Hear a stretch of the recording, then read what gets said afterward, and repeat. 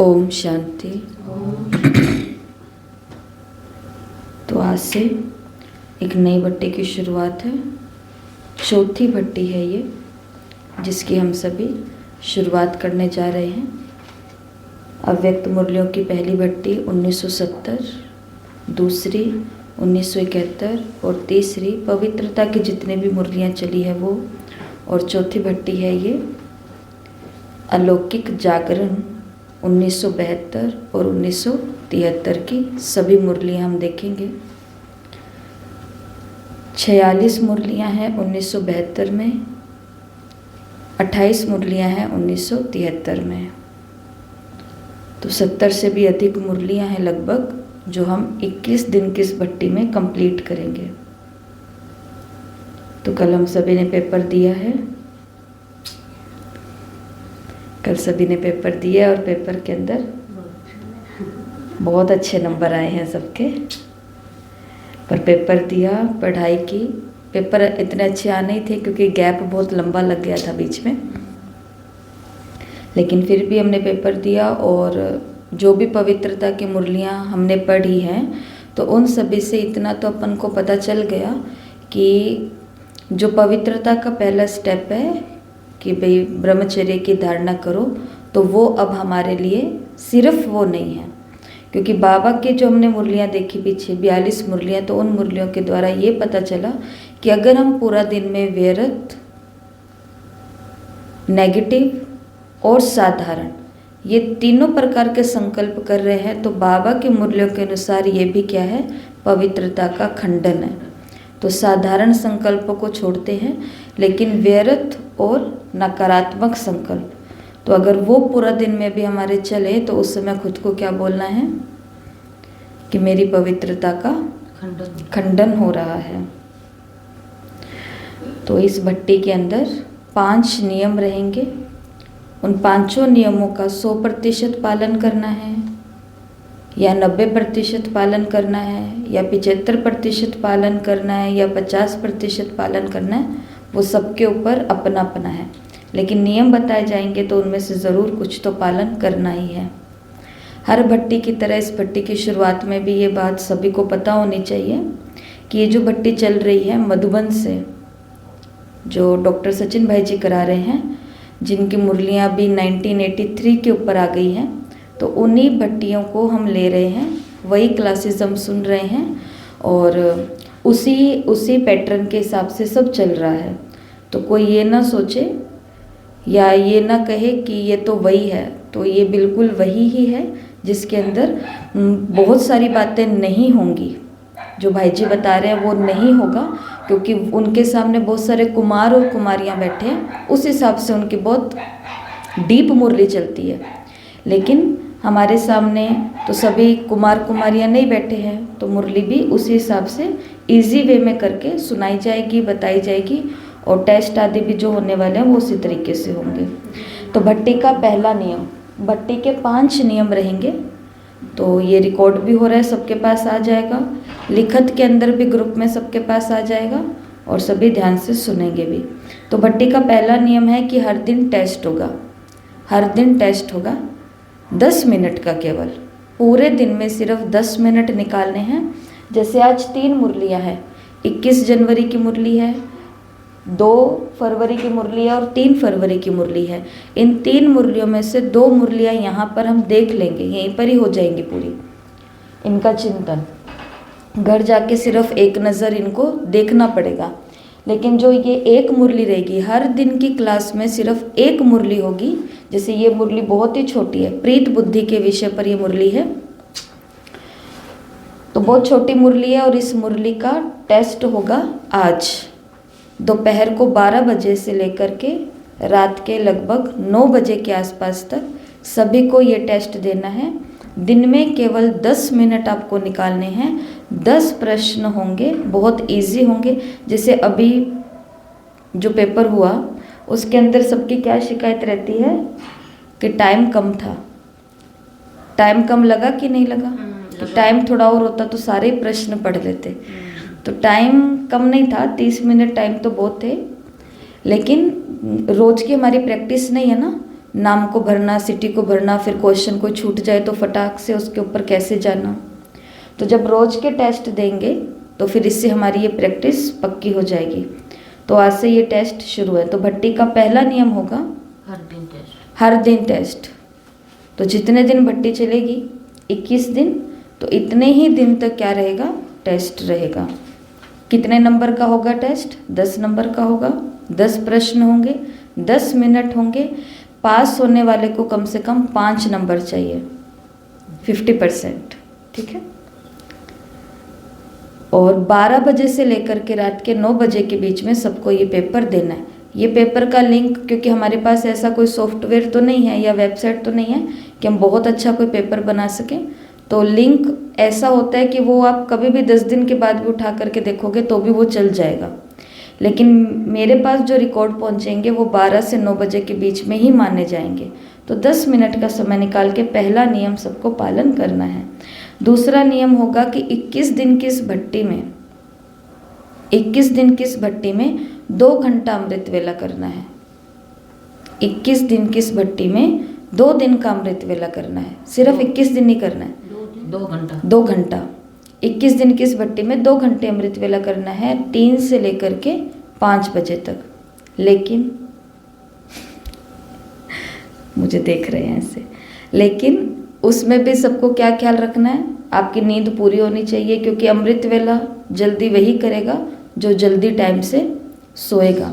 अगर टाइम से सोएंगे नहीं तो फिर अगर ज़बरदस्ती से हम 3 बजे उठ करके बैठेंगे भी तो इसका प्रभाव हमारे शरीर पर पड़ेगा, दिनचर्या पर पड़ेगा, दिनचर्या में होने वाले सभी कार्यों पर भी पड़ेगा। इसके लिए अगर नींद पूरी हो रही है तो आप इस नियम को पूरा पालन करना। अगर आप नींद पूरी कर सकते हो, कुछ रात को कुछ दिन में, तो फिर आप ये नियम पालन करना। नहीं तो फिर जैसे आप अपना 4 से 5 अमृत वेला कर रहे हो तो 21 दिन के इस भट्टी के अंदर आपका 4 से 5 अमृत वेला एक दिन भी मिस नहीं होना चाहिए। 4 से 5 के अमृत वेले को आप 1.25 घंटा लेके जा सकते हो, 1.5 घंटा लेकर के जा सकते हो, वो आपकी इच्छा है। लेकिन नियम के अनुसार यही है कि 21 दिन के लिए, सिर्फ 21 दिन के लिए अमृत वेला 2 घंटे करना है, सुबह 3 से लेकर के 5 बजे तक। और ये कब से शुरू करना है? कल से नहीं करना, आज, क्योंकि 2 घंटे अमृत वेला करना है। तो ऐसे नहीं कि शौक में कल उठ करके बैठ गए और परसों से नहीं होगा। ये चीज़ ऐसे नहीं होती। उसके लिए क्या करनी पड़ेगी, आज अपने मन को एकदम प्रिपेयर करना पड़ेगा कि 2 घंटे उठ करके मैं करूँगी क्या। उठ करके क्या करेंगे, योग के अंदर 1 घंटा योग कर लिया, वो तो हमारी प्लानिंग है। ये सकाश लेना है, ये देना है, बाबा को ये बात बतानी है, ये स्वमान का अभ्यास करना है, 4 धाम की यात्रा करनी है, या जो भी। 1 घंटे का तो सबका रूटीन बना हुआ है, लेकिन 2 घंटे हम क्या करेंगे, तो उसके लिए अपने मन के अंदर तैयारी करनी होती है। तो आज का दिन और कल का दिन तैयारी का है। सोच करके देखना है कि इन 2 घंटे में अमृत वेला करने क्या वाली हूँ। तो अमृत वेला कब से शुरू होगा? 2 घंटे का नियम 5 तारीख से शुरू होगा। आज 3 तारीख है, कल 4 है। 5 तारीख से लेकर के 25 तारीख तक, 5 से लेकर के 25 तारीख तक, ये 21 दिन 3 से 5 बजे का 2 घंटे का अमृत वेला, नियम नंबर 2, दूसरा नियम। आगे सबको समझ बात? तीसरा नियम कि रोज का होमवर्क जो मिलेगा वो रोज ही ग्रुप के अंदर पोस्ट करना है, रात को सोने से पहले। रोज का जो होमवर्क मिलेगा, जैसे आज का जो होमवर्क मिलेगा वो आज के आज ही ग्रुप के अंदर पोस्ट करना है। ऐसे नहीं कि होमवर्क हम दिया आज है और भेजेंगे किसी एक दिन कि दीदी मेरा होमवर्क भेजना रह गया तो सारे होमवर्क एक साथ भेज दूँ, तो ऐसा नहीं। जिस दिन का होमवर्क उस दिन का ही पूरा करना है। यह है भट्टी का तीसरा नियम। भट्टी का चौथा नियम, जो कि पिछली भट्टियों में भी रहा है, बीच में तो बहुत लंबी छुट्टी लग गई है, लेकिन अब फिर से वही नियम है। 21 दिन के लिए, सिर्फ 21 दिन के लिए दूध और दूध की बनी हुई सभी चीज़ों का त्याग करना है। इसके अंदर सिर्फ दूध नहीं आता, जितने भी बताते हैं एनिमल प्रोडक्ट्स होते हैं, जैसे कि शहद भी होता है, बहुत सारी चीज़ें होती है। तो ये सभी जो चीज़ें जिसके कारण, जैसे अभी हम एक सुन रहे थे 2-3 दिन पहले एक आर्टिकल आया हुआ था, तो उसके अंदर ये लिखा हुआ था और वो बता भी रहे थे कि मनुष्य अपने सुख के लिए या अपने शरीर को अच्छा चलाने के लिए, बनाने के लिए इतना वो जानवरों का उपभोग कर रहा है, जानवरों का भी कर रहा है और जानवरों की चीज़ों का भी कर रहा है। उसके कारण पिछले 3 दशक में 30 साल के अंदर अंदर 56 प्रकार की प्रजातियां खत्म हो चुकी है जानवरों की। किसके उपभोग के कारण? हमारे कारण। और जो ये दूध का बताते हैं, इसकी तो वीडियो सबने देखी है, नहीं तो आज भी भेज दी जाएगी ग्रुप के अंदर, अलग अलग भाषा के अंदर बनी हुई है वो डॉक्यूमेंट्री। जिसको भी टाइम निकाल करके सुनना है, देखना है, तो वो देख सकते हैं।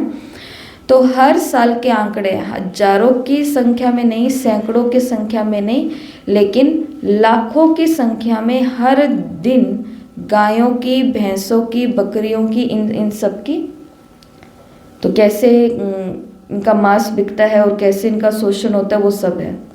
तो भट्टी का चौथा नियम रहेगा 100% वीगन बनना है, मतलब दूध और दूध की बनी हुई। कितने दिन के लिए? सिर्फ सर्दियाँ तो निकल गई, वो मक्खन वाली, वो घी वाली, वो मलाई वाली, वो लड्डू, वो पिन्नियों वाली, अभी तो थोड़ा मौसम चेंज हो गया। तो ये आपको बताया, आपके ऊपर है 100% नियम पालन करना है या 50% करना है, आपके ऊपर है, पर नियम ये है। चौथे नियम के अंदर ही दूसरा नियम है कि इस 21 दिन के लिए मैदा नहीं खाना है हमको। मैदा अच्छी बात है ये तो, या बुरी बात है? मैदा तो कोई बात नहीं, पर चाय के बिना थोड़ी सी गाड़ी नहीं चलती है, तो वो जैसे भी सबको अच्छा लगे। मैदे के बारे में ज़्यादा कुछ बताने की तो ज़रूरत नहीं है। भारत के अंदर 3 प्रकार के जहर हैं जिनका हम रोज़ बहुत अच्छे से सेवन कर रहे हैं। पहला है सफ़ेद जहर। सफ़ेद जहर कौन सा? चीनी। दूसरा नमक, और तीसरा मैदा। तो जो कि हमारे अंदर जाकर के, जैसे दूध के बारे में बताते हैं कि वो यहाँ पर इकट्ठा होते होते कोलेस्ट्रॉल जो बनता है, क्योंकि ये बहुत भारी चीज़ें और भारी काम हम कर नहीं रहे हैं ना, इसलिए ये चीज़ें पचती नहीं है। जो कर रहे हैं भाग दौड़ का या पूरे दिन बहुत मेहनत का काम, तो उनके लिए तो ये चीज़ें बहुत आम है, उनके लिए ही बनी है वास्तव में चीज़ें। जैसे हमारी खाने की जो थाली होती है, उसके अंदर, भारत के अंदर हर खाने की थाली में लगभग देखा जाता है कि रोटी भी है और चावल भी है, मतलब 2 प्रकार के अनाज है, और फिर कभी कभी दाल भी है। 3 प्रकार के ये बहुत भारी अनाज है। ये बने थे, ये किसके लिए बने थे? सिर्फ जो मेहनत मजदूरी करते हैं ना, उनके लिए। तो अभी अपनी वो नहीं हो रही है। खैर, तीसरा मैदा है, उसके बारे में सबको पता है कि वो अंदर जाकर के आंतड़ियों के साथ में कैसे चिपकता है। इसके ऊपर बहुत वो एमिना और आदि लेते हैं, तो उसमें दिखाते कि कब का साल पुराना पिज़्ज़ा, साल पुराना बर्गर, तो वो बाहर नाड़ियों के अंदर जो चिपका हुआ था वो निकल करके आया है। इसलिए जो हमारे ये शरीर के अंदर ब्लॉकेज बन रहे हैं ना, चाहे वो हार्ट का ब्लॉकेज है, चाहे वो पैरों के अंदर भी माताएं बताती है कि नाड़ियाँ ऐसे इकट्ठी हो जाती है, जो भी है, तो वो इन्हीं सब चीज़ों के कारण होता है। तो फ़ायदा इसके अंदर 21 दिन के लिए जिसको ये तपस्या करनी है वो कर सकता है। और 5वां नियम, लास्ट नियम है, 21 दिन की इस भट्टी में 5 मिनट सूर्य से किरणें लेनी है। 5 मिनट ये तो कर सकते हैं। 5 मिनट सभी को सूरज से, माना प्रकृति से कनेक्ट होना। जैसे इस मुरली के अंदर भी बाबा ने ये बात बोली है कि ज्ञान सूर्य शिव बाबा हैं। पढ़ी है ना सबने, जिस मुरली पढ़ी है, तो उसके अंदर आए कि ज्ञान सूर्य शिव बाबा, तुम्हें तो केवल ज्ञान सूर्य शिव बाबा के आगे जाना है। बाबा के वरदान शक्तियाँ अपने आप ही तुमको मिलेंगी, जो बाबा ने स्वमानों की बात करी है। तो 5 मिनट क्या करना है? 3 से 5 मिनट सूरज से रोशनी लेनी है, सूरज से शक्ति लेनी है। सूरज से शक्ति लेनी है या सूरज को शक्ति देनी है, जैसा भी करना चाहे। जैसे मुरली के अंदर बाबा ने सकाश की बात करी है, तो बाबा ने बोला कि जैसे ब्रह्मा बाप से सबको 2 साक्षात्कार होते थे। विदेश के भाई बहन भी बताते हैं कि सफ़ेद रंग का ब्रह्मा बाबा भी दिखाई देता था, प्रकाश भी, या श्री कृष्ण का स्वरूप दिखाई देता था। तो सकाश देता हुआ बाबा भी दिखाई देता था। ऐसे बाबा ने बोला कि तुम्हारी जब मन की अवस्था मगन और मनन की बन जाएगी तो तुम भी चलते फिरते सबको क्या दे सकते हो, सकाश की सेवा कर सकते हो। तो सूरज के आगे 3 से 5 मिनट खड़े होना, सूरज को ही पवित्रता का सकाश दे देना। अब हमने 3 से 5 मिनट सूरज को सकाश दे दिया, अब सूरज पूरा दिन ये सकाश किसको देगा, पूरे विश्व को देगा। तो ये भी कर सकते हैं। तो माना 5वां हमारा नियम रहेगा कि प्रकृति के साथ में जुड़ना है केवल 3 या 5 मिनट के लिए। तो ये इस भट्टी के 5 नियम हो गए। पहला नियम, रोज टेस्ट देना है, 10 मिनट निकालने हैं, 12 से लेकर के रात के 9 बजे तक इसी बीच में टेस्ट मान्य होगा। दूसरा नियम भट्टी का, रोज होमवर्क अमृत वेला 5 तारीख से शुरू होगा, 25 तारीख तक रहेगा। 2 घंटे अमृत वेला करना है इस भट्टी के दौरान। तीसरा नियम, रोज का होमवर्क रोज पोस्ट करना है। ये सिर्फ उनके लिए जो खुद को स्टूडेंट समझते हैं, बाकी जिन्होंने सारी पढ़ाई जिसको आती है उनके लिए होमवर्क और ये अमृत वेला तो ऐसे कोई बहुत बड़ी बात नहीं है। उनको टेस्ट भी देने की आवश्यकता नहीं है, क्योंकि वो उनको सारा बुद्धि में रहता है। इसके लिए जो भी यहाँ पर बैठे हैं, हम सबको कोशिश, किसी को ग्रुप में नहीं भेजना था। माताओं की ये होती है, वो कहते ग्रुप में नहीं भेजना था, ग्रुप में नहीं भेजना था तो ग्रुप में मत भेजो। अपने को किसको दिखाना है ग्रुप में भेज करके। लेकिन आप रोज का होमवर्क अपनी नोटबुक के अंदर नोट्स बना के तो रख सकते हैं ना, तो वही तो होमवर्क है और क्या है। फिर किसी दिन सीख लो कि होमवर्क की फ़ोटो कैसे खींचते हैं, तो फिर उसको भेजना भी आ जाएगा। लेकिन तीसरा नियम, चौथा नियम क्या बताया, दूध की चीज़ें, एनिमल प्रोडक्ट्स और मैदा, इनका त्याग करने की पूरी तपस्या करनी है। मुरली चली है, मुरली के अंदर बाबा ने संयम की बात करी है। कौन सी मुरली, 3/2/1972 की मुरली है। इस मुरली में बाबा ने नियम को नाम दिया है संयम। जैसे जैन धर्म के अंदर बोलते हैं संयम ही जीवन है, उनका मूल मंत्र यही है कि आप संयम रखो, यही आपका जीवन है। इस मुरली के अंदर बाबा ने जो ब्राह्मणों के नियम हैं उन नियमों को नाम दिए संयम। तुम्हें संयम में रहना है, तुम्हें संयम को साथ साथ रखना है, तुम्हें संयम की समृद्धि में रहना है। तो संयम शब्द बाबा किसके लिए बोल रहे हैं इस मुरली में, नियमों के लिए बोल रहे हैं। और आज हम सभी जो ये भट्टी के नियम देख रहे हैं, तो ये हमारे लिए संयम ही है। मैदे का संयम, दूध का संयम, तो ये संयम ही नियम है। बाबा की भाषा ये है, दुनिया की भाषा अलग है।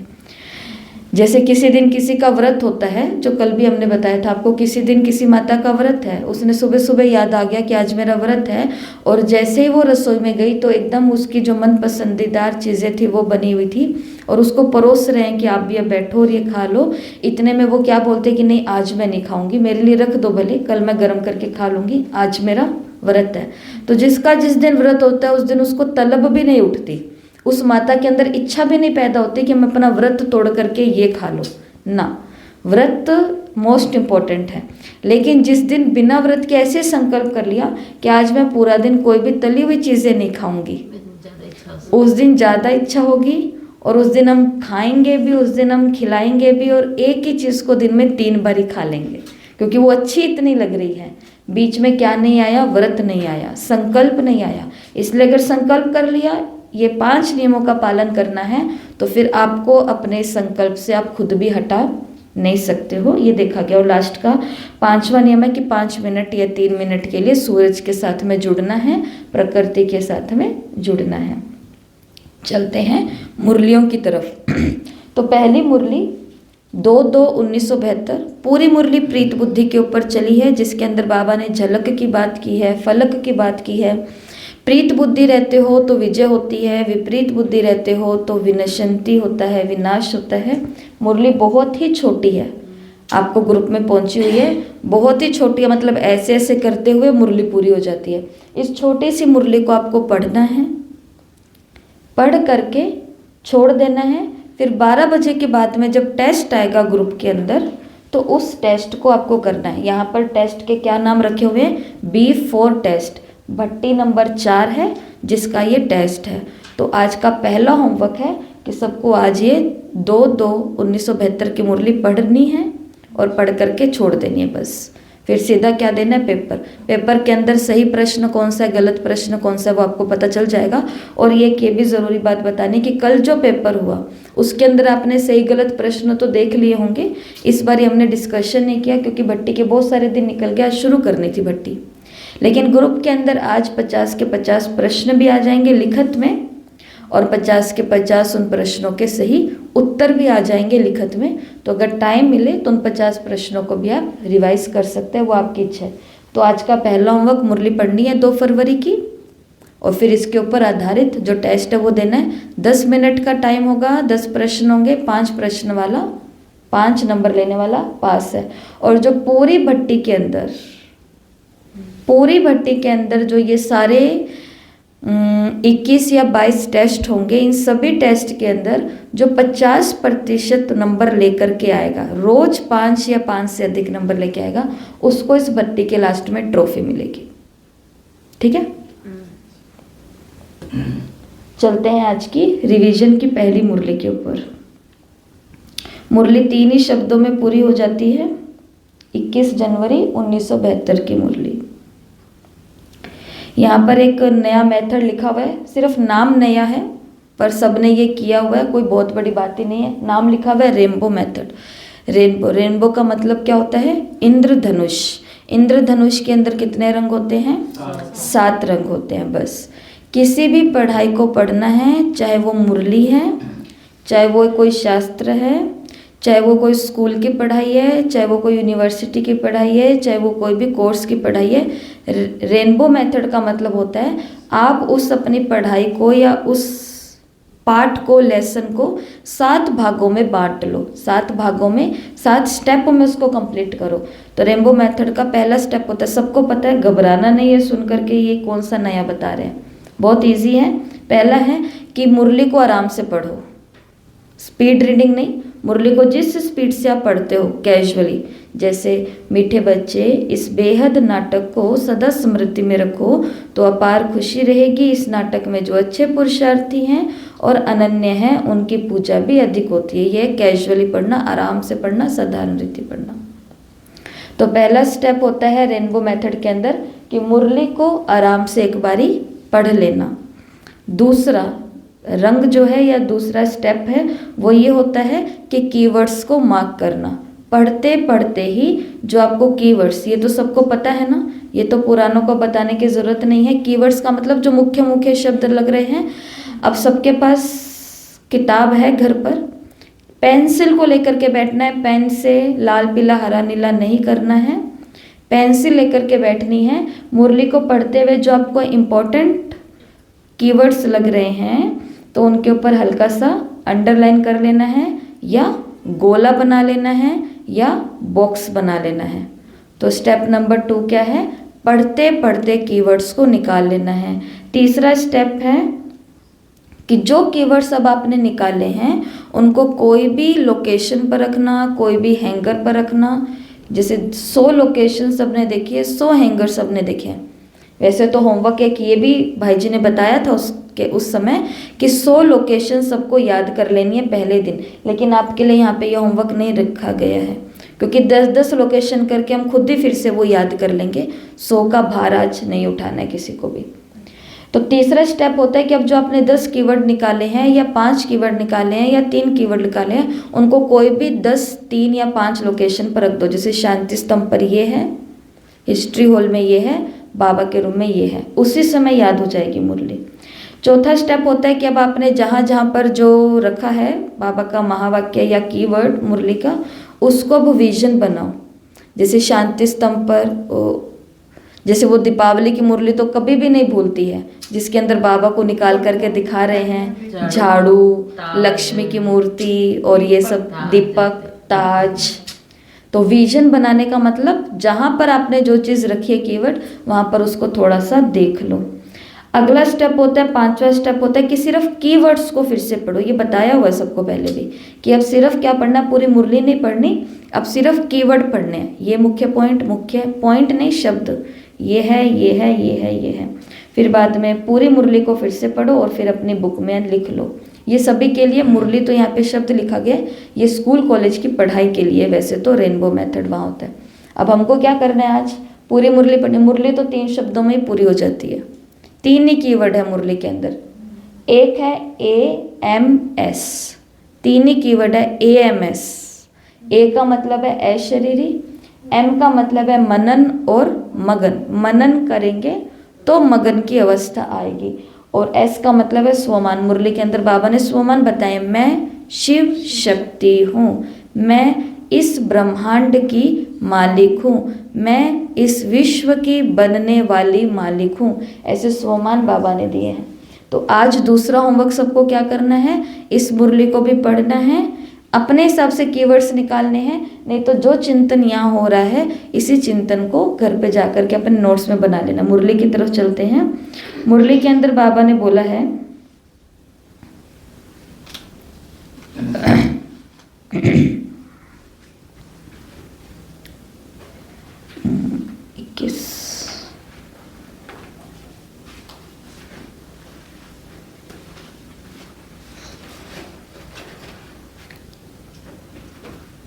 जैसे 1 सेकंड में स्विच ऑन और ऑफ किया जाता है, ऐसे ही 1 सेकंड में शरीर का आधार लिया और फिर 1 सेकंड में शरीर से परे अशरीरी अवस्था में स्थित हो सकते हो।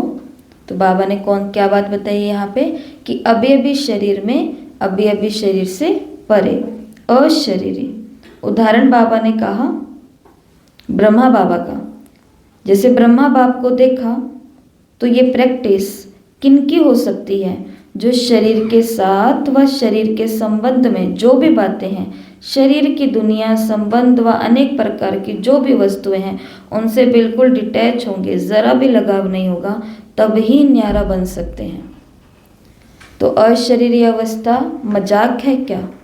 अशरीरी अवस्था मजाक नहीं है कि पूरा दिन सारी दुनिया की बातें कर ली, सारी दुनिया के रिश्ते निभा लिए, सारी तरफ बुद्धि चला ली, उसके बाद में नुमा शाम का 6:30 का टाइम हुआ, लाल लाइट की, बैठे और बैठ करके खड़े हुए 2 मिनट 10 मिनट 15-20 मिनट के बाद में और कहा मैं तो एकदम फरिश्ता बन के सबको सकाश दे करके आ गया या आ गई।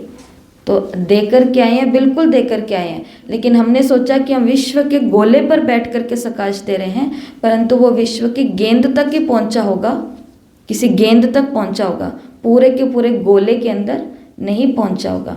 तो कहने का भाव ये है बाबा की मुरली के अंदर, जैसे पवित्रता की हमने मुरली सुनी, उन पवित्रता की मुरलियों से क्या समझ आता है, जैसे संन्यास धर्म के अंदर कहा जाता है कि अगर 3 चीज़ें हो कि एक है भोजन, एक है ब्रह्मचर्य और एक है प्रभु प्रेम, इन तीनों में से किसी एक को छोड़ना हो तो किसको छोड़ना चाहिए? एक तपस्वी आत्मा को भोजन, अपना ब्रह्मचर्य और तीसरा क्या बताया, प्रभु से प्यार।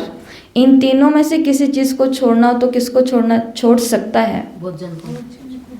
कहते हैं कि अगर छोड़ना चाहे तो वो चीज़ होगी प्रभु का प्यार छोड़ दो, क्योंकि ब्रह्मचर्य और भोजन जिसका बहुत पावरफुल होगा, प्रभु का प्यार तो परिणाम होता है, रिजल्ट होती है।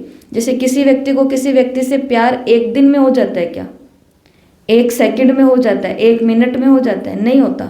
उसके लिए रोज उसके साथ बातें करनी पड़ती है। जैसे किसी की सगाई होती है, बाबा ही बहुत बारी उदाहरण देते हैं, पहले एक दूसरे की फ़ोटो देखते हैं, फिर बहुत बहुत दिन तक बातें करते हैं, तो फिर उसके बाद में उनको जाकर के स्नेह हो जाता है। दुनिया में ऐसे ही होता है, 1 दिन में कोई पक्के दोस्त नहीं बनते हैं, कुछ महीनों तक उनकी बातचीत होती है, उनके मन के भाव भी एक दूसरे के साथ मिलते हैं, एक दूसरे को वो सपोर्ट करते हैं, सहयोग करते हैं, तो फिर उनकी यारी दोस्ती एकदम प्यार पक्का हो जाता है। तो प्यार तो क्या होता है, रिजल्ट होता है। भगवान से हमको प्यार हो जाए ये ऐसा चुटकी बजाने जैसा काम नहीं है। ये हमारा ब्रह्मचर्य कैसा है और हमारा अन्न शुद्धि कैसी है, उसके आधार पर परमात्मा का आपका कितना प्यार है वो रिजल्ट निकल करके आते हैं। तो कहते हैं कि अगर एक चीज़ छोड़नी पड़े तो भगवान का प्यार छोड़ दो, क्योंकि ये रिजल्ट है। आप भगवान से प्यार नहीं भी करोगे तो भी भगवान के प्यार की तरफ आप खींचते जाओगे, क्योंकि ब्रह्मचर्य जैसी पावरफुल चीज़ धारण है। फिर अब पीछे 2 रह गए कि ब्रह्मचर्य को और भोजन को, इन दोनों में से एक चीज़ छोड़ना चाहें तो कौन सी छोड़ सकते हैं? ब्रह्मचर्य। छोड़ना चाहो तो ब्रह्मचर्य को छोड़ दो। क्यों? तो कहते हैं कि भोजन इतनी पावरफुल चीज़ है जो अगर बहुत ही शुद्ध संकल्पों से, श्रेष्ठ संकल्पों से और अपने हाथ से कैसे करके बना हुआ है, तो फिर वो आपके ब्रह्मचर्य को भी टूटने नहीं देगा। ब्रह्मचर्य का संकल्प छोड़ दो कि मुझे ब्रह्मचर्य का पालन नहीं करना, लेकिन भोजन आप बहुत अच्छा कर रहे हो तो आप उसका पालन करते रहोगे। लेकिन अगर आपने भोजन को छोड़ दिया, ब्रह्मचर्य को नहीं छोड़ा कि मैं पवित्रता को, अपनी प्योरिटी को नहीं छोड़ूंगी, लेकिन मैं खा किसी का भी लूँगी, कैसा भी लूँगी, कब का भी लूँगी, हमको पता भी नहीं चलेगा, आपको पता भी नहीं चलेगा कि मन वचन के अंदर ब्रह्मचर्य टूट, जैसे आज बच्चों का टूटा हुआ है। छोटे छोटे बच्चे जो गाने बोल रहे हैं, जैसे कल थोड़े दिन पहले एक परिवार मिला था, तो वो परिवार बता रहे थे कि अभी ये फ़ोन आ गए हैं, तो फ़ोन बच्चों को ना दे तो हम क्या करें, क्योंकि बाहर तो हम इनको भेज नहीं सकते खेलने के लिए भी। कहते कि एक दिन हमने अपने बच्चे को बाहर खेलने के लिए भेज दिया, और इस बच्चे ने, इतना बड़ा वो बच्चा है 10-11 साल का, उसने आज तक गाली क्या होती है उसको पता ही नहीं है। लेकिन सिर्फ एक दिन हमने सोचा कि सारा दिन फ़ोन चलाते रहते हैं, स्कूल से आने के बाद इनको भेज दो दोस्तों के साथ खेलने के लिए। और कहता वहाँ पे लड़ाई हो गई, लड़ाई हो गई। मैंने देखा, मैं वहाँ पर गया और वो जो लड़के थे, बच्चे थे, वो इसको गाली दे रहे थे, और वो गाली ऐसी थी जो कहते कि दीदी हम भी नहीं सुन सकते। छोटे छोटे 10-11 साल के बच्चे, तो कहते इसको इसलिए हम बाहर ही नहीं भेजते, इसको घर के अंदर ही फ़ोन और सब दिया हुआ है, तुम यहीं पर ही करते रहो जो करना है। तो शब्दों के अंदर तो ब्रह्मचर्य टूटा हुआ है कि नहीं टूटा हुआ। तो इसलिए कहते हैं कि भोजन इतना, तो ये जो खाने पीने की बातें चल रही है वो इसलिए चलती है कि योगी का भोजन कैसा होना चाहिए, ये सब चीज़ें। तो ये यहाँ पे जो बाबा ने मुरली में बोला कि अशरीरी अवस्था बनानी है, तो जितने भी स्त्री होते हैं उन सभी को लगना चाहिए कि सारे पुरुष जैसे कि है ही नहीं। ये जो बहुत बड़ी साधना करते हैं वो लोग ऐसा सोचते हैं। जैसे मीराबाई का बताते हैं कि वो लास्ट में जब रैदास तक पहुँचे, वो उनसे मिलना चाहते थे, लेकिन अंदर जो संत बैठे हुए उन्होंने अपने शिष्यों से बोला कि नहीं, मीरा को बोल दो, क्या मीरा को ये बात पता नहीं कि मैं किसी भी स्त्री से नहीं मिलता, क्योंकि मैं अखंड ब्रह्मचारी हूँ, तो मैं देखता भी नहीं, मिलता भी नहीं, बात भी नहीं करता। तो मीरा को जब बाहर आकर के युवा संतों ने बताया कि वो नहीं मिलेंगे क्योंकि ये कारण है, तो आगे से मीरा का क्या जवाब था। मीरा बहुत पहुंची हुई हस्ती थी ना, तो आगे से मीरा का जवाब था कि अच्छा, इस संसार में कोई और भी पुरुष या स्त्री है क्या, क्योंकि हम सभी तो स्त्रियां ही हैं, पुरुष तो वो है एक ही।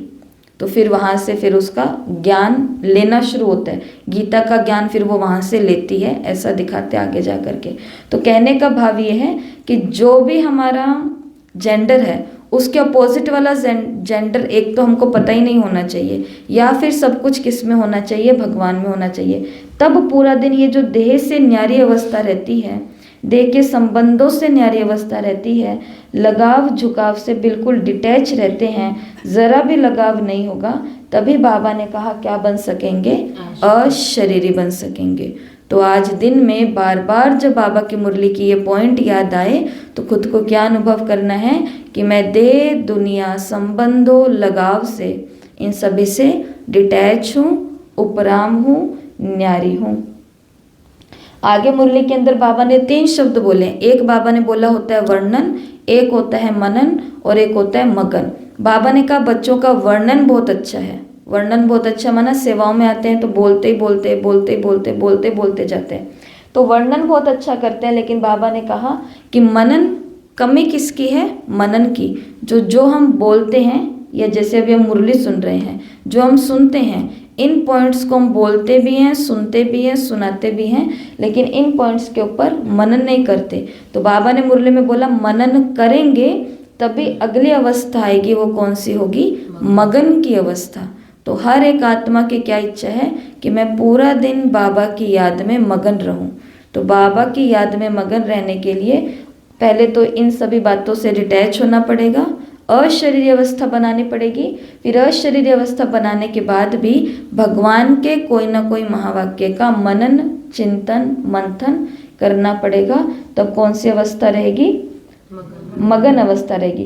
फिर मुरली के अंदर बाबा ने 3 प्रकार के स्वमान बताए हैं, तो वो स्वमान सभी सुन लेंगे। बाबा ने कहा सिर्फ अपने स्वमान में स्थित हो जाओ तो सारी प्राप्तियां हो जाएंगी। अंडरलाइन करना इस बात को, सिर्फ अपने स्वमान में स्थित हो जाओ तो सारी प्राप्तियां हो जाएगी। ये दुनिया में बहुत लोगों ने एक्सपेरिमेंट किया है। ये वो लोग हैं जो ब्रह्मा कुमारी संस्था के साथ नहीं जुड़े हुए, ये वो लोग हैं जो शिव बाबा के साथ भी नहीं जुड़े हुए, ये वो लोग हैं जो भगवान को मानते नहीं, नास्तिक हैं। उन्होंने भी अफर्मेशन का यूज़ करके बहुत सारी प्राप्तियां कर ली हैं। जैसे अभी चेस के अंदर एक भाई है, तो इंडिया की तरफ से वो जीता, तो उसकी एक वीडियो आ रही है कि जब वो इतना छोटा सा था तब उसने ये सोच लिया था कि मैं जब इतने साल का हो जाऊंगा तो वर्ल्ड की ये जो इंडिया की पूरे इंटरनेशनल जो चैम्पियनशिप होगी, भारत का झंडा मेरी तरफ से होगा। और आज वो 18 साल का हुआ तो फिर भारत का झंडा उसकी तरफ से हुआ। जब वो इतना सा था तब उसने स्वमान लिया था कौन सा, कि जब फलाने फलाने समय में मैं इतने साल का हो जाऊंगा और ये चैम्पियनशिप होगी तो इसके अंदर विनर इंडिया की तरफ से मैं ही होऊंगा, और वो हुआ। मुरली के अंदर बाबा ने बोला है कि सिर्फ स्वमान का अभ्यास करके हम सारी प्राप्तियां कर सकते हैं। कल की अव्यक्त मुरली सबने सुनी है संडे की, उस मुरली के अंदर बाबा ने बोला कि आप सिर्फ संकल्प करके, सिर्फ स्वमान में रह करके, सिर्फ सोच करके सामने वाली आत्मा को बदल सकते हैं। सुना था ना, बाबा ने वरदान में बोला कि बोलने से कोई नहीं बदलेगा, लेकिन संकल्प करने से, सकाश देने से, सोचने से बदलेगा। तो तीसरा स्वमान। स्वमान में बाबा ने बताया कौन सा स्वमान, मैं शिव शक्ति हूँ। एक होता है सुनना और एक होता है स्वमान के स्वरूप का अनुभव करना।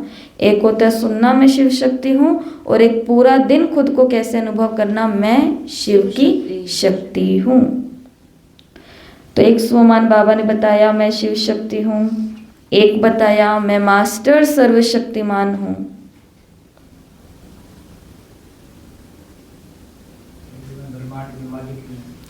एक बताया विश्व का महाराजा बनने वाला हूँ। कितना बड़ा स्वमान है। और दे कौन रहा है ये वरदान, स्वयं भगवान दे रहे हैं।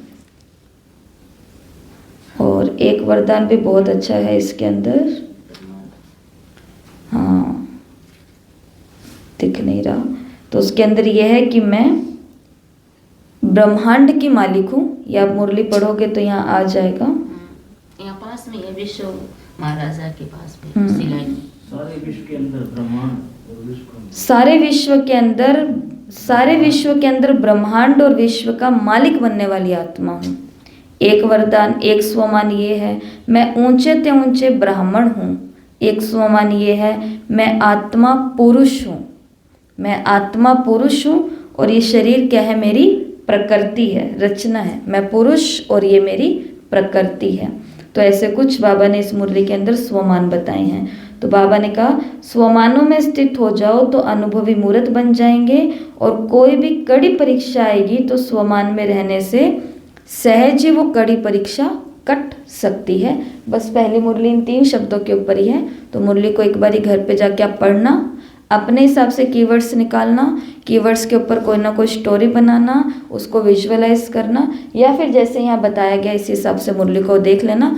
अशरीरी, मगन, मनन और मनन, मगन, और तीसरा स्वमान। स्वमान में कौन कौन से स्वमान है, मैं ऊंचे ते ऊंच ब्राह्मण हूँ, मैं आत्मा पुरुष हूँ, मैं शिव शक्ति हूँ, मैं मास्टर सर्वशक्तिमान हूँ, मैं इस ब्रह्मांड का और विश्व का मालिक बनने वाला आत्मा हूँ, बनने वाली आत्मा हूँ। चलते हैं दूसरी मुरली की तरफ। 10 लोकेशन के आधार पे मुरली बहुत सुंदर है। संयम पर मुरली चली हुई है। संयम माना नियमों पर मुरली चली हुई है। स्वयं के जानने से संयम और समय की पहचान, ये है मुरली की हेडलाइन। मुरली की शुरुआत होती है कि बाबा जो है, जैसा है वैसा हमने पहचाना है। मुरली के अंदर बाबा ने कहा कि तुम भी जो हो, जैसे हो वैसे स्वयं की पहचान करके संयम को जानो और समय को जानो। तो मैं जो हूँ, जैसा हूँ, वो 10 बातों के ऊपर हम देखेंगे कि मैं कहाँ, कौन हूँ, कैसा हूँ। तो 10 लोकेशन कौन कौन सी थी। पहली लोकेशन क्या थी, शांति स्तंभ। तो मुरली का पहला पॉइंट, मैं जो हूँ जैसा हूँ ऐसा मानकर चलेंगे तो शांति स्तंभ में 4 स्तंभ बने हुए हैं, ज्ञान स्तंभ, शांति स्तंभ, पवित्रता का स्तंभ और एक और कौन सा, शक्ति स्तंभ। तो ये 4 स्तंभ बने हुए हैं, 4 भाग में बने हुए हैं ना, वहाँ पे लिखा हुआ है कुछ कुछ। तो ब्रह्मा बाबा की विशेषता या उन्होंने जीवन में क्या किया और हमको क्या करना है।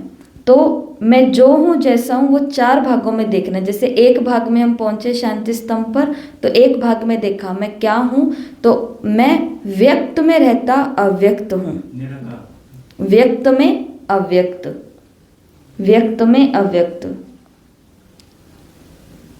व्यक्त में होते अव्यक्त।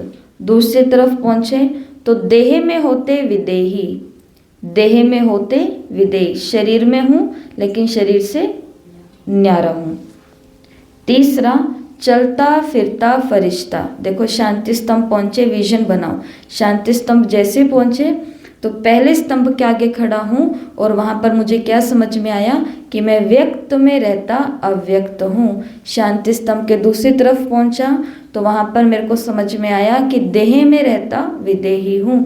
तीसरी तरफ मैं चलता फिरता फरिश्ता हूँ। चौथी तरफ कर्म करते कर्मातीत हूँ। कर्मातीत किसको बोलते हैं, कर्म का प्रभाव ना पड़े, जिसको गीता में कहा गया है साधारण भाषा में कि अर्जुन तू कर्म कर, तू फल की चिंता मत कर। फल की चिंता ना करें ऐसा नहीं हो सकता है, फल की चिंता तो रिजल्ट की चिंता तो करनी पड़ेगी। लेकिन क्यों भगवान कह रहे हैं कि फल की चिंता नहीं करो, इसका मतलब है कि कर्म ऐसी स्थिति में करो कि फल कैसा भी हो मेरे को कर्म से मतलब है, मेरे को फल से मतलब नहीं है, फल अच्छा ही होगा। तो 4 स्तंभ।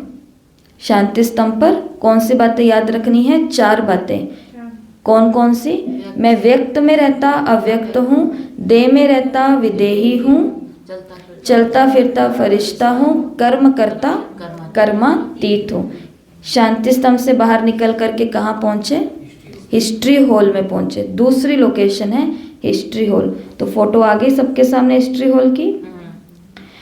तो दूसरे पॉइंट, मैं जो हूँ जैसा हूँ ऐसा मानकर चलेंगे तो स्वयं की स्मृति से हर कर्म संयम बन जाएगा। स्वयं की स्मृति से हमारा हर कर्म में क्या बन जाएगा, संयम बन जाएगा। मतलब जो कर्म मैं करूँगी वो कर्म वहाँ के नियम बन जाएंगे। कितनी बड़ी बात है ये कि आप जैसे घर की माता होती है, घर की सास या घर की माँ जो भी है, ये दोनों रूप माँ के, तो ये घर के अंदर जिस तरीके से उठती है, कर्म करती है उठने का, घर में आने वाली जो बहू है उसका भी संयम नियम कैसे बन जाता है, ऐसे ही उठने का। जैसे वो माथा ढकेगी, जैसे वो सबको सुबह खाना देगी, जैसे वो सबकी पालना करेगी, पीछे वाली को सिखाना पड़ता है, वो अपने आप सीख जाती है, अपने आप। तो क्यों, क्योंकि उसका हर कर्म क्या बन जाता है, किसी और के लिए संयम बन जाता है। बाबा ने कहा कि जब आप ये पहचान लेंगे ना कि आप कौन हैं, कैसे हैं, तो फिर आपका हर कर्म औरों के लिए क्या बन जाएंगे, संयम नियम बन जाएंगे। तो हिस्ट्री हॉल में जैसे ही पहुँचे तो वहाँ पहुँचते ही हमने क्या देखा, जैसे कि देखो बहुत सारे गुब्बारे हैं। गुब्बारे असंयमित होते हैं ना, ऊपर ऊपर उड़ जाते हैं, टिकते नहीं एक जगह। टेप से चिपका करके रखो, धागे से बांध के रखो, जोड़ के रखो तो रहेंगे, नहीं तो कभी इधर जाते हैं कभी इधर जाते हैं। ब्राह्मणों के नियम भी गुब्बारे की तरह कभी इधर चले जाते हैं और कभी उधर चले जाते हैं, उड़ जाते हैं। तो देखो हिस्ट्री हॉल के अंदर गुब्बारे सारे उड़ रहे हैं, मतलब नियम संयम है, सब इधर उधर अस्त व्यस्त है। लेकिन जैसे ही मेरी हिस्ट्री हॉल के अंदर एंट्री होती है तो वो सारे के सारे गुब्बारे एकदम संयम में आ जाते हैं, एकदम स्थिर हो जाते हैं, क्योंकि वहाँ पर कौन पहुँच गई हूँ, मैं पहुँच गई हूँ। और मैं कौन हूँ, बाबा ने कहा मैं जो हूँ जैसी हूँ, इस स्मृति में मैं वहाँ पर हूँ, इसलिए सारे नियम भी संयम में, इसलिए सारे हर कर्म ही संयम है। फिर बाद में हम कहाँ पर पहुँचे, तीसरी लोकेशन, बाबा का कमरा। तो अब देखो, अब जितने भी गुब्बारे थे, गुब्बारे मतलब जितने भी संयम है, जितने भी नियम हैं, बाबा के कमरे में पहुंची और मेरे साथ साथ ये सारे नियम और संयम हैं। तो जो आत्मा जैसी है वैसी है, वैसा खुद को मान लेती है, पहचान लेती है, संयम और नियम उसके साथ साथ रहते हैं।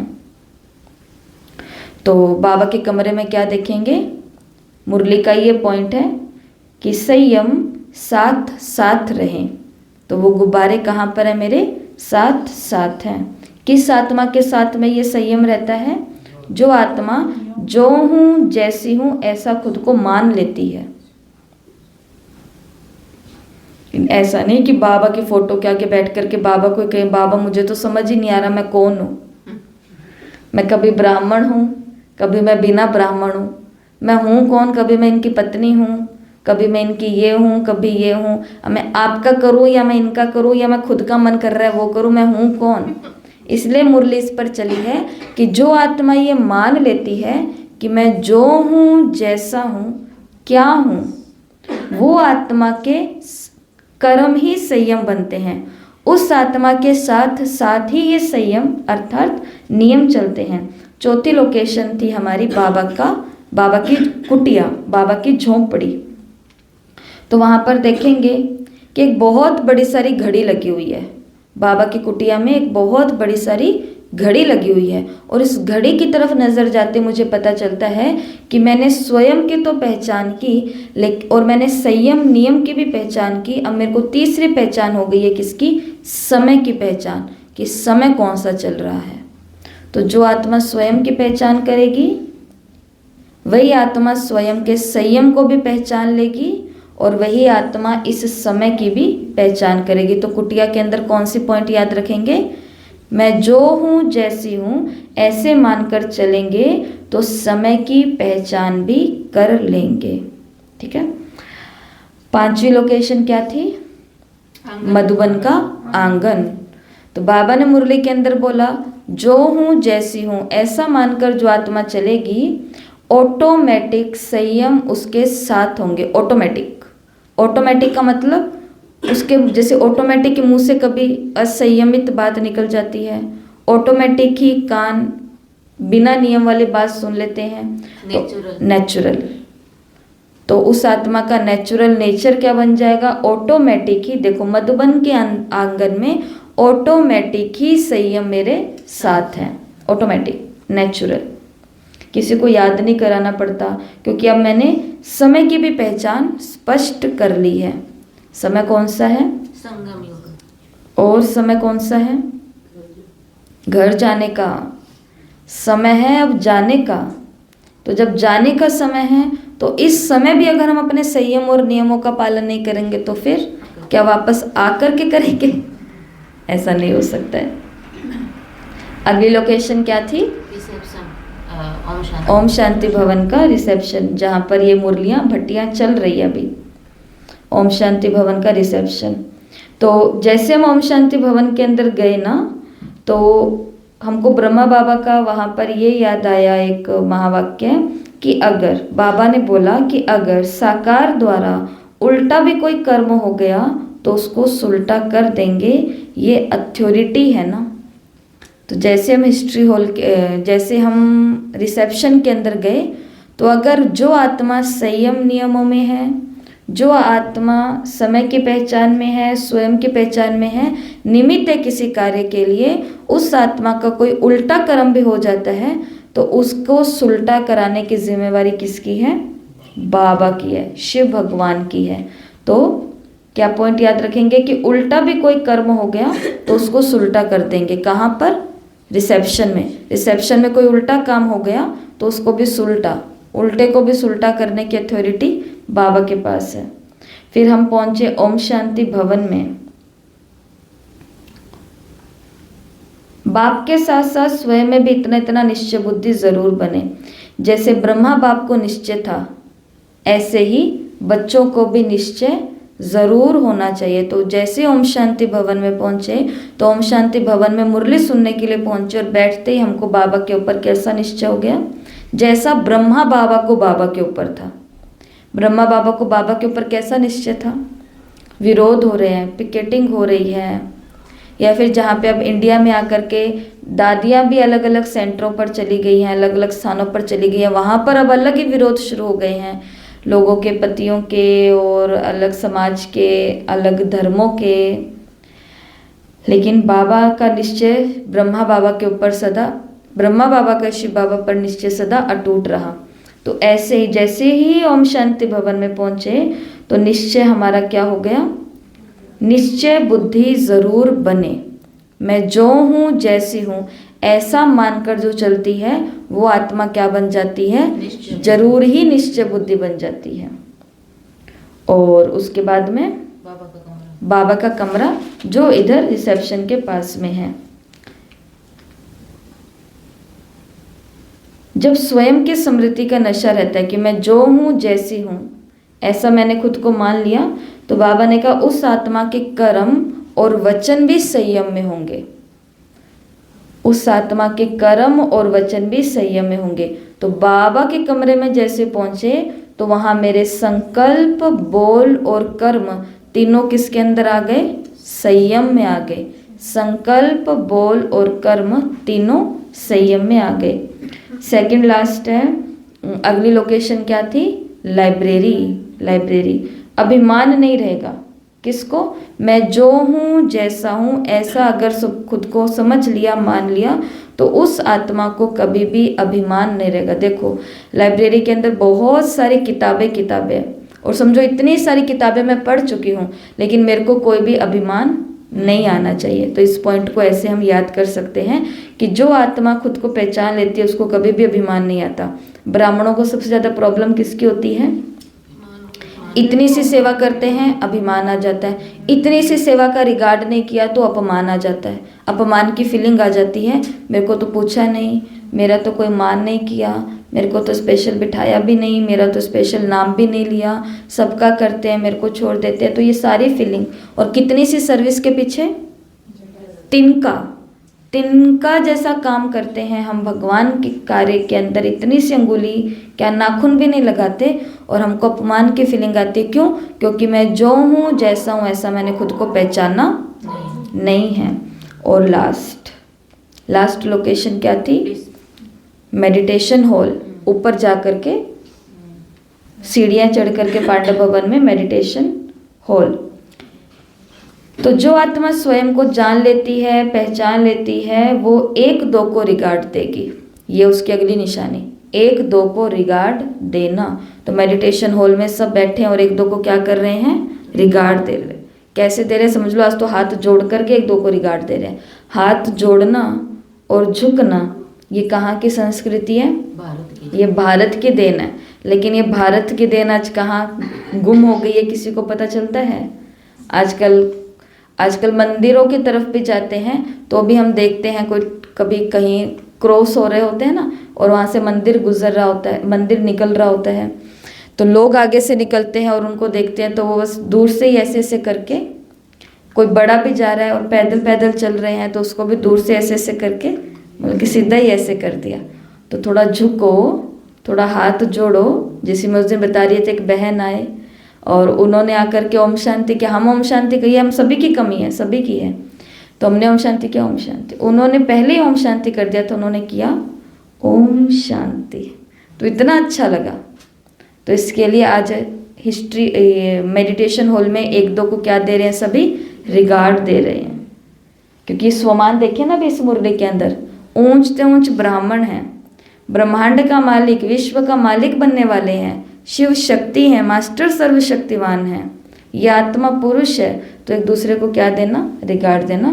मुरली इन 10 बातों के अंदर, 10 महावाक्यों के अंदर पूरी हो जाती है। कॉपी में नहीं देखना, ऐसे रिवाइज करना है। पहला लोकेशन शांति स्तंभ, 4 बातें कौन सी, देखो ऊपर एक महावाक्य को रखना, इन 10 के ऊपर एक महावाक्य कौन सा, जो हूँ जैसा हूँ, बस ये आगे रखना है। इसके बाद में ये 10 चीज़ें जुड़ेंगी।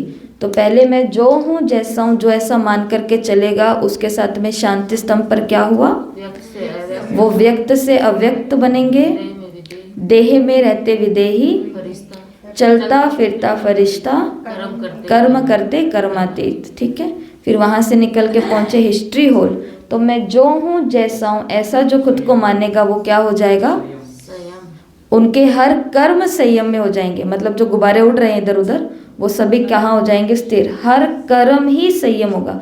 यहाँ पे संयम शब्द नहीं सोचो, यहाँ पे नियम शब्द सोचो कि जो मैं बोलूँगी वो उस स्थान का नियम बन जाएगा, वो नियम है। जो मैं करूँगी वो उस स्थान का नियम बन जाएगा। लेकिन ये किस आत्मा के साथ होगा? घर के एक माता है, वो चाहती है कि घर के ये 10 जने मैं जो बोलूँ उस हिसाब से चले, या मैं इतने बजे नाश्ता खिलाती हूँ इतने बजे खाए। ये कब होगा? चलो ये तो बहुत ही लौकिक बात है, परंतु अलौकिक बात के अंदर ऐसा ही है कि जब हम स्वयं की पहचान करते हैं तब। तीसरी लोकेशन क्या थी? बाबा का कमरा। बाबा का कमरा। तो वहाँ पर संयम साथ साथ साथ है। तो मैं जो हूँ जैसी हूँ ऐसा आत्मा जो खुद को मान लेती है, संयम उसके साथ। देखो गुब्बारे साथ साथ हैं, स्टोरी बना लेंगे ना तो फिर याद रहेगा। फिर चौथी लोकेशन, कुटिया, समय की पहचान। बड़ी सारी घड़ी लगी हुई है, तो जिसने मैं जो हूँ जैसा हूँ ये मान लिया उसको समय की भी पहचान हो जाती है। फिर वो ये नहीं सोचता कि कोई बात नहीं। अभी कई लोग पूछते हैं ना, इसके ऊपर वीडियोस आई हुई रहती हैं, विनाश कब होगा। कल एक बहन का बहुत ही फनी वीडियो इसके अंदर था, तो उसके अंदर ये था कि अरे ये हमें बता तो दो कि कितने दिन में होगा, कितने साल में होगा। अगर 1 साल में होगा तो मैं नौकरी और पढ़ाई का झंझट ना ही लूँ ना, मैं फ्री होकर के एंजॉय करूँ, क्योंकि 1 साल में तो दुनिया ख़त्म हो जाएगी। तो फिर मैं क्यों ही जॉब की तैयारी करूँ, क्यों माँ बाप का पैसा भी वेस्ट करूँ, और क्यों इतना बोझ उठाऊँ मैं। तो वास्तव में दुनिया का विनाश तो होगा तब होगा। दुनिया की विनाश से पहले मेरी घंटी बज गई तो पुरुषार्थ धरा का धरा रह जाएगा। तो समय की पहचान घड़ी को देख करके। फिर बाद में मधुबन के आंगन में, मधुबन के आंगन में ऑटोमेटिक ही हमारे संयम होंगे। मैं जो हूँ जैसी हूँ ऐसा जो मान लेता है उसके संयम या नियम ऑटोमेटिक ही उसके साथ साथ रहते। उस आत्मा को याद करना कराना नहीं पड़ता कि अरे आप बीके हो, बीके के नियम ये होते हैं, क्योंकि वो आत्मा अब स्वयं को और समय को पहचान चुकी है। छठी लोकेशन रिसेप्शन, और वहाँ पर उल्टे को भी क्या कर देगा बाबा, सुलटा कर देगा। जिस आत्मा ने खुद को पहचान लिया उससे अगर कोई गलती भी होती है उसकी जिम्मेवारी किसके हाथ में? बाबा के हाथ में है। और फिर ओम शांति भवन, तो वहाँ पर किसको देखना है? ब्रह्मा बाबा को देखना है कि ब्रह्मा बाबा के जैसी मेरी भी निश्चय बुद्धि ज़रूर बननी चाहिए। ब्रह्मा बाबा के जैसी मेरी भी निश्चय बुद्धि। ब्रह्मा बाबा के ऊपर इतने केस, इतनी परीक्षाएं, इतनी आलोचना, इतने गंदे गंदे इल्ज़ाम लगे, लेकिन ब्रह्मा बाबा ने कभी सोचा कि फिर से अपना जोहरी का काम शुरू कर लेता हूँ, छोड़ूँ ये। और माताएं कभी कभी बताती कि घर में इतना सा कुछ कह देते और माताएं बोल देते ठीक है मैं कल से जाती नहीं मुरली क्लास में। ये हमारा निश्चय। इसके लिए किसकी कॉपी करनी है, नकल किसकी करनी है? कहाँ पर? आज ओम शांति भवन में बुद्धि की कॉपी करनी है। फिर इसके बाद में हम कहाँ पहुँचे? बाबा का रूम, और वहाँ पे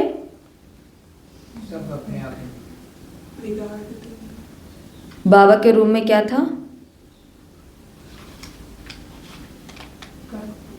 कर्म और बोल, ये भी संयम में आ जाएंगे। ये पॉइंट हमने कोई चीज़ से जोड़ी नहीं ना, इसलिए याद भी नहीं रही। कर्म और बोल अपने आप संयम में आ जाएंगे। तो सोचो, एक गुब्बारे के साथ 2 गुब्बारे भी स्थिर हो गए हैं। एक गुब्बारा है स्मृति का, 2 गुब्बारे हैं बोल और कर्म के, तो ये भी स्थिर हो गए हैं। जो आत्मा खुद को पहचानेगी उसके बोल और कर्म भी संयम में आ जाएंगे। अगली लोकेशन लाइब्रेरी। लाइब्रेरी के अंदर क्या नहीं आना चाहिए? अभिमान। और लास्ट लोकेशन थी हिस्ट्री हॉल, 1-2 को रिगार्ड देना, मुरली मेडिटेशन हॉल, सॉरी। तो ये हो गई है दूसरी मुरली पूरी। तीसरी मुरली आप खुद पढ़ेंगे, इसके ऊपर 10 प्रश्न आएंगे, पास हो जाना। बहुत आसान होंगे, फेल नहीं होना, 5 नंबर तो लेने ही है, ठीक है। रात को 8 से 8:30 बजे जो अव्यक्त मुरलियों की पढ़ाई के लिए ग्रुप चालू रहता है, तो उसमें सभी को ज्वाइन होना है। आधे घंटे के लिए सबको इकट्ठे बैठ करके मुरली का अध्ययन करना ही करना है। ये भी अपना थोड़ा सा नियम संयम बनाओ। ये थी आज की क्लास। ओम शांति।